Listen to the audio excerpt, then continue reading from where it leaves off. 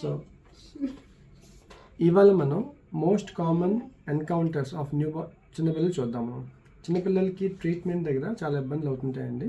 Medical errors కానీ doctor అందుబాటులో ఉండకపోవడం కానీ చాలా ఇబ్బంది అవుతుంటుంది. సో ఇలాంటి ఒక common issue what we commonly face. Shyamala గారు, బేబీకి ఏమైందండి? చెవులో నొప్పి వస్తుందని చెప్పేసి మీరు ఏ మందు వాడారు? ఈ మందు వాడారా? డ్రాప్స్ వేసారా? ఓకే. ఈ డ్రాప్స్ మీకు ఎవరు చెప్పారు ఏమని చెప్పేసి? నేనే చెప్పాను. Very good. ఓకే. బట్ అది చెప్పి ఒక ఎంతకాలం అయింది? 1 year దాటింది. ఓకే. సో ఇది వేస్తే ఏమైంది? చెవులోని చిన్నగా వచ్చింది. Just focus. చిన్నగా డార్క్గా బ్రౌనిష్గా సెక్రేషన్స్ వస్తున్నాయి. సో మీరు జాగ్రత్త గమనిస్తే ఇది 11/20/24.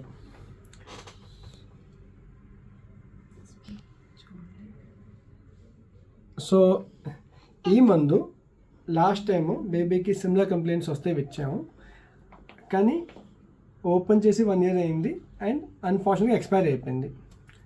యూజువల్గా సిమిలర్ కంప్లైంట్స్కి సేమ్ మెడికేషన్ వాడడం కామన్ ప్రాక్టీస్.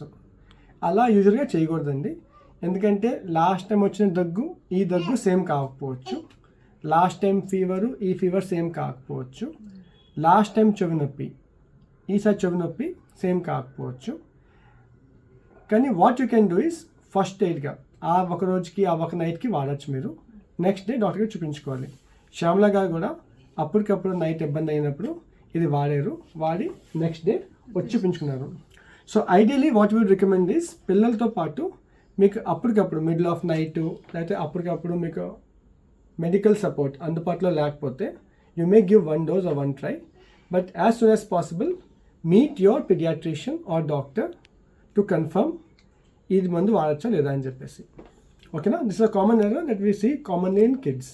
ఎందుకంటే పిల్లలకి ప్రాబ్లమ్స్ నైట్ టైం వస్తాయి, అప్పటికప్పుడు మీకు అందుబాటులో ఉండవు మెడికల్ హెల్ప్. ఓకేనా? Thank you.